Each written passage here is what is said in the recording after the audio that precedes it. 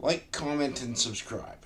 Um, so a friend and I decided to take a trip down to the border, south of the border, and meet one of my other friends off YouTube called American Boathead. Great guy, met his kids. It was all pretty good. So it was like that scene out of Pulp Fiction where it was the little things that made the difference.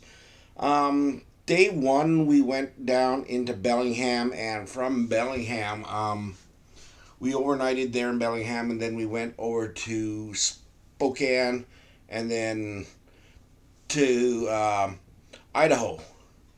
And from that, we were doing some shopping here and there, Cabela's, Walmart, stuff that you can't normally get, up here in Canada. I can't easily find cotton clothing for myself out there in the Walmart stores or and what have you in Canada. So we stopped in at a bunch of other stores that we normally don't have access to. And it was weird. In the Bellingham, my friend Steve came up here with a little backpack and his man purse, and we started our adventures. So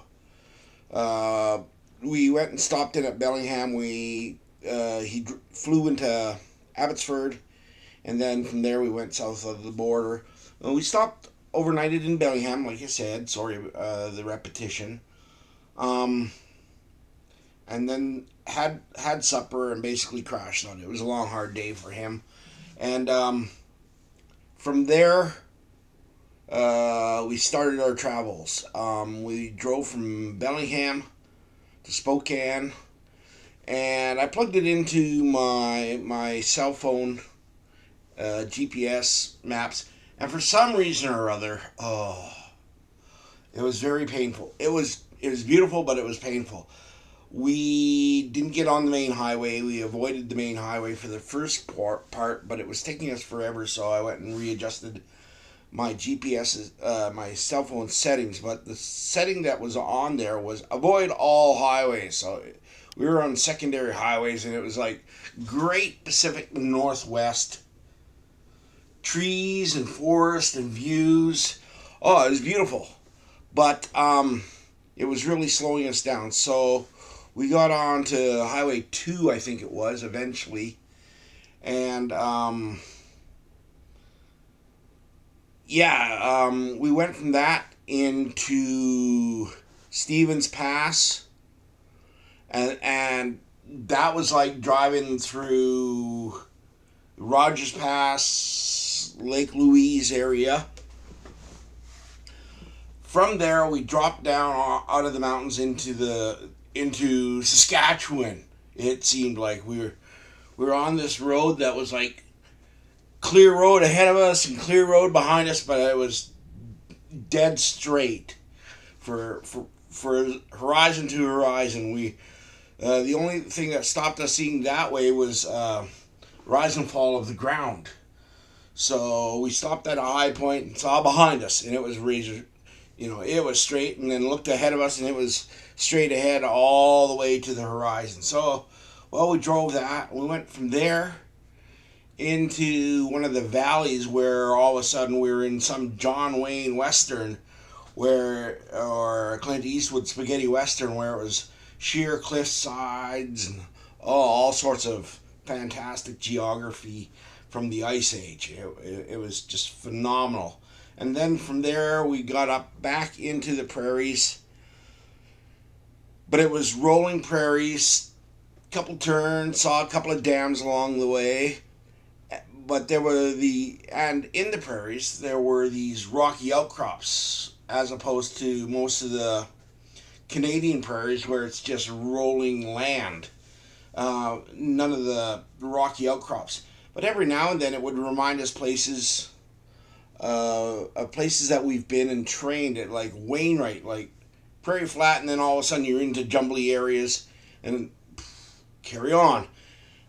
We got into Spokane. We went and had another couple of good meals in Spokane.